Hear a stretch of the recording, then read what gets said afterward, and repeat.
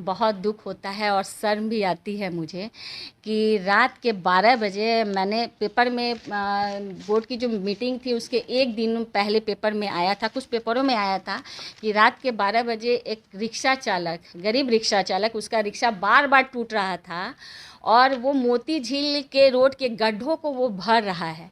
12 बजे रात में एक रिक्शा चालक रोड के गड्ढों को भर रहा है, तो उस सब पर हम जिक्र नहीं करेंगे कि पूरे शहर में रोड के बड़े बड़े गड्ढे हैं। इस बार बरसात में कितनी सारी दुर्घटनाएं हो गई, इस पर चर्चा नहीं हो करके और आप प्रशासनिक भवन का शिलान्यास आज कर रही हैं।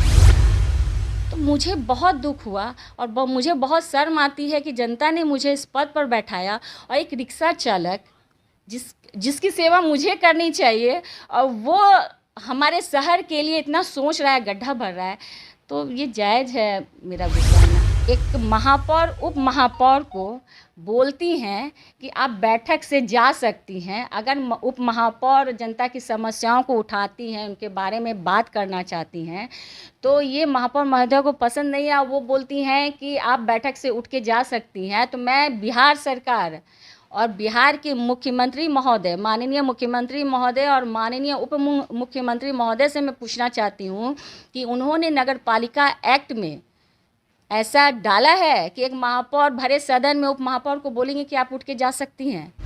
जनता ने बहुत आशाओं से मुझे इस पद पर बैठाया है और सारे 49 वार्ड की जनता ने इतना मान सम्मान दिया मुझे, उनकी आशाएं हैं मुझसे, तो वो फुलफ़िल नहीं हो पा रहा है, जिसकी वजह से पिछले बोर्ड की बैठक में मैंने इस तरह का कदम उठाया। मैं इतने दिनों से ज़्यादा नहीं कुछ बोल रही थी, लेकिन ज़्यादा जब अति हो गई तो मुझे बोलना पड़ा। अब लैपटॉप की ही बात थी तो 8 अगस्त को जो प्रोसीडिंग ये स्थायी समिति की जो बैठक हुई थी तो उसमें लैपटॉप की बातें हुई थी, तो मैंने साफ मना कर दिया था कि मुझे नहीं चाहिए, प्रिंटर भी मुझे नहीं चाहिए। और पुराने लैपटॉप जो पिछले सरकार के जो करीब 20-21 लैपटॉप थे वो कहाँ गए। उसके बाद बोर्ड की बैठकों में जब मैंने देखा है कि महापौर महोदया क्या करती हैं कि अपना उनका जो प्रस्ताव रहता है उस पर चर्चा कर लेती हैं, और मैंने बताया हुआ भी है पिछले 31 जनवरी के बोर्ड की बैठक में कि मेरा जो प्रस्ताव था वो अपना प्रस्ताव जो भी उनका एजेंडा रहता है उस पर चर्चा कर लेती हैं। मेरा प्रस्ताव स्क्रीन पर आता है, उसका दूध के चलते संजय जी का जो वार्ड 20 के हैं, संजय जी का भी जो प्रस्ताव था पिछले बोर्ड की बैठक में, तो महापौर महोदय का प्रस्ताव आया, वो अपना कर ली और उनका भी प्रस्ताव नहीं होने दी, उठ के चल दी। अगर बोर्ड की जो 31 जनवरी को बोर्ड की बैठक थी, उस दिन अगर मेरे प्रस्ताव पर चर्चा हो जाती, मेरा देखिए ये प्रस्ताव था 31 जनवरी का, ठीक है। इसमें प्रस्ताव नंबर 3 देखिए, जल जमाव से मुक्ति पर विचार, और 4 क्या है, सड़क के गड्ढे को भरने पर विचार। जनवरी का ये है जिस पर चर्चा नहीं हुआ। देखिए उन्होंने कहा कि आप बैठक से जा सकती हैं, तो मैं भी रिप्लाई कर सकती थी, तो मेरे संस्कार हैं कि मैंने कुछ नहीं बोला। और मैं तो बोलूँगी कि सभी की इज्जत करें वो, और समझें, अपने कामों को समझें, रिस्पॉन्सिबिलिटी को समझें और जनता की समस्याओं दुख दर्द को समझें, तो ज़्यादा अच्छा है। नमस्कार, मुजफ्फरपुर देख रहे हैं, मेरा नाम है उत्तम कुमार। देखिए मुजफ्फरपुर नगर निगम जो है इन दिनों राजनीतिक अखाड़ा बना हुआ है और तमाम मुद्दों पर बातचीत करने के लिए हमारे साथ डिप्टी मेयर हैं, इनसे बातचीत करेंगे और जानेंगे। मैम क्या कुछ कहिएगा, अभी जो है नगर निगम पूरा राजनीतिक अखाड़ा बना हुआ है। देखिए मैं तो बोलना चाहूँगी कि जनता ने बहुत आशाओं से मुझे इस पद पर बैठाया है और सारे 49 वार्ड की जनता ने इतना मान सम्मान दिया मुझे, उनकी आशाएं हैं मुझसे, तो वो फुलफ़िल नहीं हो पा रहा है, जिसकी वजह से पिछले बोर्ड की बैठक में मैंने इस तरह का कदम उठाया। क्योंकि स्टैंडिंग की करीब 8-9 बैठक पे मैं शामिल हुई हूँ, बोर्ड की 4-5 बैठकों में मैं शामिल हुई हूँ, तो बहुत सारी बातें ऐसी होती हैं। मैं बोलती हूँ, मैं पिछले बार भी आप लोग देखे हैं कि प्रोसीडिंग का जो मैटर उठा कि मेरी बातों को प्रोसीडिंग में नहीं रखा जाता है, तो मैं इतने दिनों से ज़्यादा नहीं कुछ बोल रही थी, लेकिन ज़्यादा जब अति हो गई तो मुझे बोलना पड़ा। अब लैपटॉप की ही बात थी तो 8 अगस्त को जो प्रोसीडिंग ये स्थायी समिति की जो बैठक हुई थी तो उसमें लैपटॉप की बातें हुई थी, तो मैंने साफ मना कर दिया था कि मुझे नहीं चाहिए, प्रिंटर भी मुझे नहीं चाहिए। और पुराने लैपटॉप जो पिछले सरकार के जो करीब 20-21 लैपटॉप थे वो कहाँ गए। तो इस सभी बातों को जब प्रोसीडिंग में नहीं डाला गया तो मुझे दुख हुआ और मुझे लगा कि नहीं, इस बातों को मुझे अब उठाना होगा। तो मैंने नगर आयुक्त महोदय को भी लेटर लिखा इस बारे में। उसके बाद बोर्ड की बैठकों में जब मैंने देखा है कि महापौर महोदया क्या करती हैं कि अपना उनका जो प्रस्ताव रहता है उस पर चर्चा कर लेती हैं, और मैंने बताया हुआ भी है पिछले 31 जनवरी के बोर्ड की बैठक में कि मेरा जो प्रस्ताव था वो अपना प्रस्ताव जो भी उनका एजेंडा रहता है उस पर चर्चा कर लेती हैं, मेरा प्रस्ताव स्क्रीन पर आता है उसका उठ के चल देती हैं। अब संजय जी का जो वर्ड 20 के हैं, संजय जी का भी जो प्रस्ताव था पिछले बोर्ड की बैठक में, तो महापौर महोदय का प्रस्ताव आया, वो अपना कर ली और उनका भी प्रस्ताव नहीं होने दी, उठ के चल दी। तो मूलभूत जो जनता की समस्याएं हैं, संजय जी का भी जो भी प्रस्ताव था ट्रेड लाइसेंस पे और रोड के वर्गीकरण पे, जो बहुत इफ़ेक्ट करता है आम जनता को, कि जनता की जो कमाई है, खून पसीने की कमाई है, और वो इस तरह से मैं नहीं चाहती हूँ कि इस तरह से वो उनका कमाई जो है वो बर्बाद हो। तो उस पर भी चर्चा नहीं हो पाया। और वार्ड के जितने भी वार्ड पार्षद हैं उनके अपने वार्ड की जो समस्याएं हैं, अभी जो मेन वाटर लॉगिंग का बरसात के समय जो वाटर लॉगिंग की मेन जो समस्या हो रही है, और और उससे भी बड़ी समस्या मैं बताऊं कि 12 बजे रात में एक रिक्शा चालक रोड के गड्ढों को भर रहा है। तो उस सब पर हम जिक्र नहीं करेंगे कि पूरे शहर में रोड के बड़े बड़े गड्ढे हैं। इस बार बरसात में कितनी सारी दुर्घटनाएं हो गई, इस पर चर्चा नहीं हो करके और आप प्रशासनिक भवन का शिलान्यास आज कर रही हैं।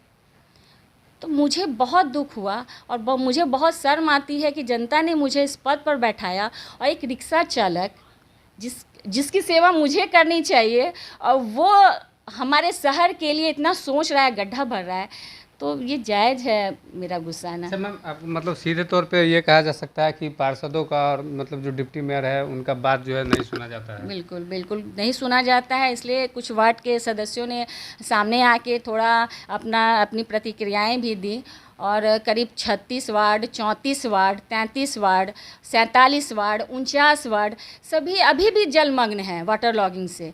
आज मैं जाऊंगी 31 वार्ड में, वहाँ भी एक गुप्ता कॉलोनी है, तो वहाँ बोलिए 1 महीना होने जा रहा है, कोई देखने वाला नहीं है। वहाँ मतलब इतना वाटर लॉगिंग है कि वहाँ की जनता ने मुझे आज व्हाट्सएप पे भी बोला कि मैडम आके एक बार देख लीजिए। तो उनके लिए उन लोगों ने मुझ पर आशाएं रखी हैं, तो मेरा फ़र्ज़ बनता है कि उनके लिए मैं सोचूं। अच्छा, लगभग 2 महीने के बाद जो है निगम की बैठक हुई है और बैठक भी पूरी नहीं हुई है, और जिस तरह से फ़ोटो और वीडियो जब सामने आए हैं, इस पे क्या कुछ कहिएगा? जो भी है सच्चाई तो है उसमें, और अच्छी बात है। सोशल मीडिया को भी मैं बहुत बहुत धन्यवाद देती हूँ, आप लोग इतने एक्टिव हैं, और इसी का कारण है कि आज मैं इतना आगे बढ़ पा रही हूँ और लोगों के लिए सोच पा रही हूँ, कर पा रही हूँ, और जनता का सपोर्ट मुझे मिल रहा है। तो जहाँ भी मैं जाती हूँ तो वहाँ की समस्याएं जनता बोलती हैं तो सॉल्यूशन मैं उन्हीं से पूछती हूँ, क्योंकि वहाँ की जनता वहाँ रहती है, वहाँ की समस्याओं को देख रही है और अच्छी तरह से इस चीज़ को समझ रही है कि इसका सही उपाय क्या है।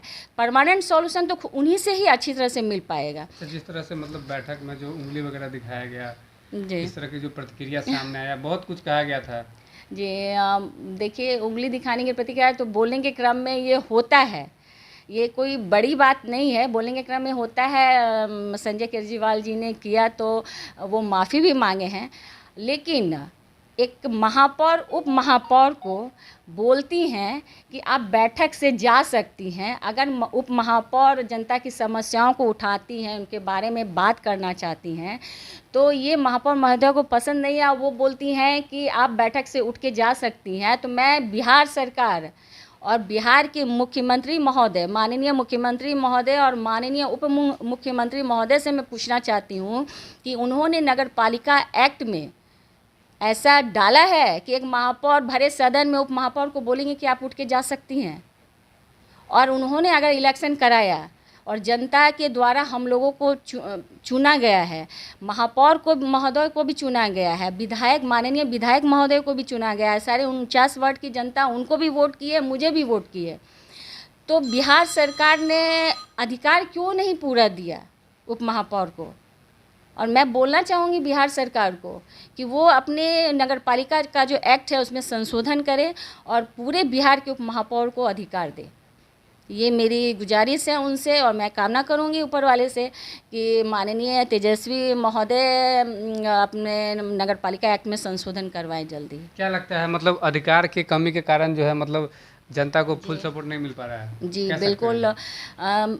देखिए, सिग्नेचर अथॉरिटी नहीं मिला तो उसकी वजह से बहुत सारे ऐसे काम हैं जिसे मैं नहीं कर पा रही हूँ। और पावर जो भी है तो उससे मैं कोशिश करती हूँ, मेरे तरफ से पूरी कोशिश होती है कि जनता के जितने भी कंप्लेन आते हैं मेरे व्हाट्सएप के थ्रू, कॉल के थ्रू, तो मैं उसे पूरा करने की कोशिश करती हूँ। अच्छा, क्या कहिएगा, जिस तरह से आपने बताया भी कि रात के 12 बजे लगभग 12:30 के आसपास जो है एक रिक्शा वाला जो है गड्ढा भरते हुए दिखाई दिया। देखिए, बहुत दुख होता है और शर्म भी आती है मुझे कि रात के 12 बजे मैंने पेपर में बोर्ड की जो मीटिंग थी उसके एक दिन पहले पेपर में आया था, कुछ पेपरों में आया था कि रात के 12 बजे एक रिक्शा चालक, गरीब रिक्शा चालक, उसका रिक्शा बार बार टूट रहा था और वो मोती झील के रोड के गड्ढों को वो भर रहा है। तो दुख भी मुझे हो रहा है और शर्म भी हो रही है। और ये पूरे नगर निगम, मुजफ्फरपुर के पूरे नगर निगम के लिए ये शर्म की बात है कि हम लोग नहीं कुछ कर पा रहे हैं। पहले हम इन छोटी छोटी जनता की छोटी छोटी समस्याओं के बारे में सोचें। रोड के नाले खुले हुए हैं, आप लोग तो देखते ही होंगे, स्लैब नहीं है, रोड के नाले खुले हुए हैं। रोड ढहते ढहते रोड का नाला जो है वो चौड़ा होता जा रहा है। उसमें अगर एक कार डूब जाएगी, अगर कार जाएगी तो पूरी तरह से डूब जाएगी, ऐसी स्थिति बनी हुई है। तो उस पर हम नहीं सोचे और 16 करोड़ का प्रशासनिक भवन हम बना दें। मैं तो उस दिन के प्रोग्राम का मैं बहिष्कार की थी, मैं नहीं आई थी उस दिन। उसके बारे में हम नहीं सोचेंगे। हम वाटर लॉगिंग के बारे में नहीं सोचेंगे कि जिस वार्ड में ज़्यादा वाटर लॉगिंग है उसका परमानेंट सॉल्यूशन क्या है, पानी का निकासी किधर से हो, कैसे हो। सिर्फ पंप से पानी हम निकाल दें, सुपर सेकंड मशीन से हम खींच लें तो फिर 4 दिन के बाद तो फिर बारिश आएगी, फिर वही स्थिति होगी। तो हम सभी को मिल बैठ के परमानेंट उसका उपाय खोजना पड़ेगा कि अगर वहाँ पानी जम रहा है तो पानी का फाइनली निकासी हम किधर से निकालें कि पानी फिर अगर बारिश हो भी तो पानी निकल जाए। इसके बारे में नहीं डिस्कशन करना है। लोग समझते नहीं है। वार्ड पार्षद आते हैं, वो रोते हुए आते हैं कि मैडम ये स्थिति है, हम लोग कैसे क्या करें। पंप भेज दिया जाता है, पानी निकल जाता है, फिर 2 दिन के बाद फिर बारिश होती है, फिर वही स्थिति क्या लगता है कि जो शहर का जो मुख्य समस्या है, जैसे जल जमाव हो गया, नाला वगैरह का जो समस्या है, इसका निदान नहीं हो पा रहा है? निदान नहीं हो पा रहा है। मैं तो देखिए, मैं अपनी बात जहाँ तक बताऊंगी कि सबसे बड़ी बात है कि स्मार्ट सिटी के द्वारा जो नाले बन रहे हैं, बुडको के द्वारा जो नाले बन रहे हैं, उसका काम बहुत धीमा है। कहीं पर अब वार्ड 7 में देखिए, बीबीगंज में, वहाँ करीब 2-3 महीने पहले जो घटनाएं घटी, मैं गई थी, 1 महीना से वहाँ वाटर लॉगिंग था। करीब अप्रैल महीना में की बात मैं बता रही हूँ। एक मंदिर है, वहाँ करीब 1 महीने से पानी जल जमाव था और वहाँ के घरों में और गली में भी पानी जमा हुआ था।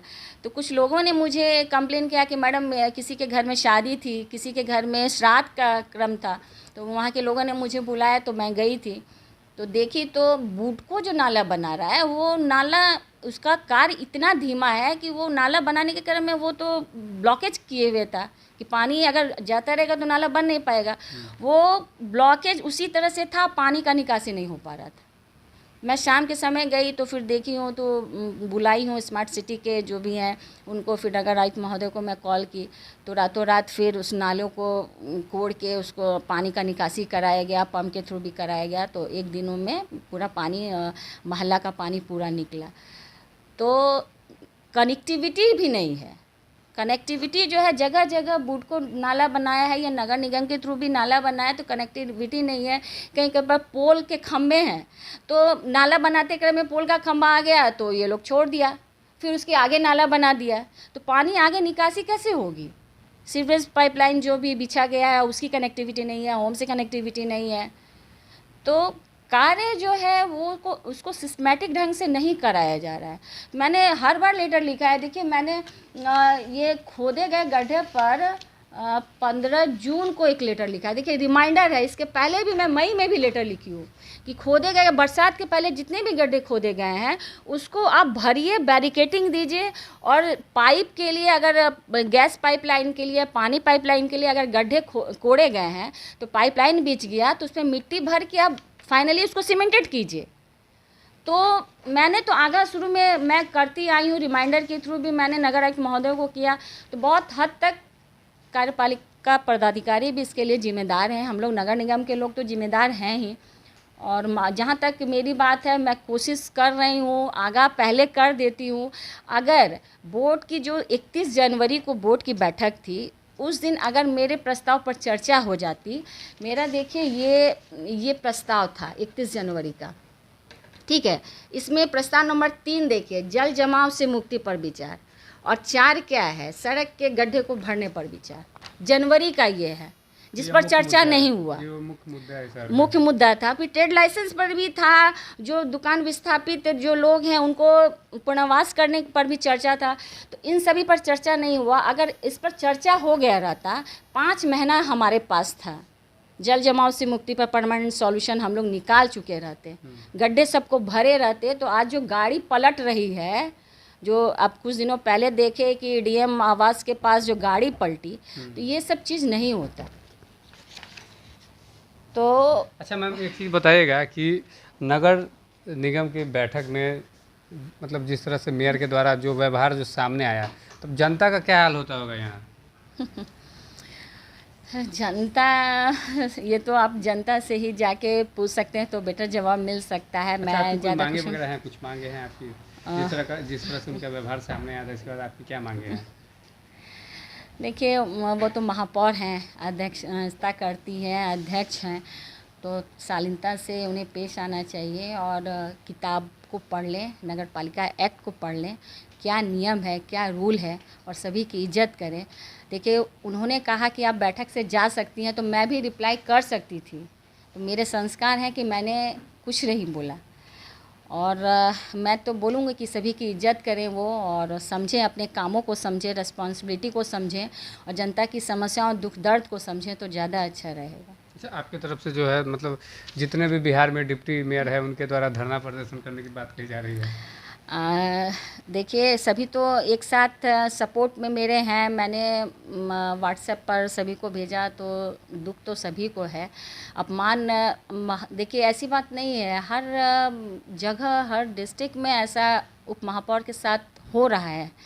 अपमान सभी का हो रहा है, ऐसी बात नहीं है। यहाँ भी हो रहा है, तो सब एक दूसरे का देख के मुझे लग रहा है कि सीख रहे हैं कि चलो भाई महापौर है तो उप महापौर को दबाना है।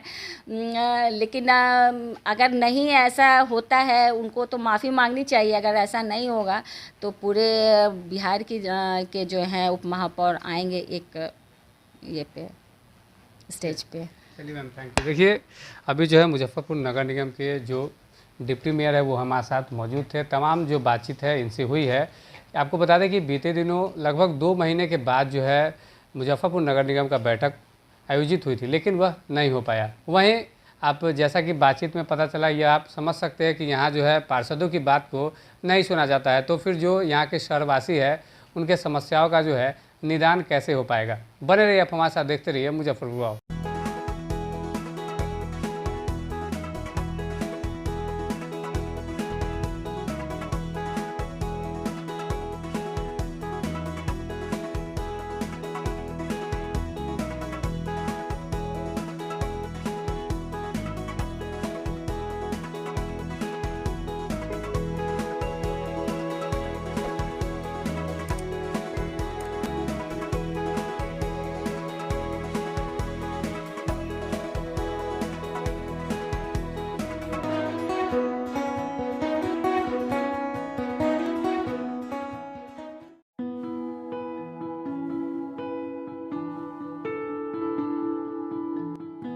मुजफ्फरपुर का वही विश्वसनीय वैशाली पेस्ट्रीज अब नए अवतार में एक बार फिर से आप सभी की सेवा को तैयार है। यहाँ मिलेगा आपको मिठाई, cake, snacks, pastry, birthday items की विशाल रेंज। हमारा पता है दाऊदी मार्केट, मोती झील, मुजफ्फरपुर।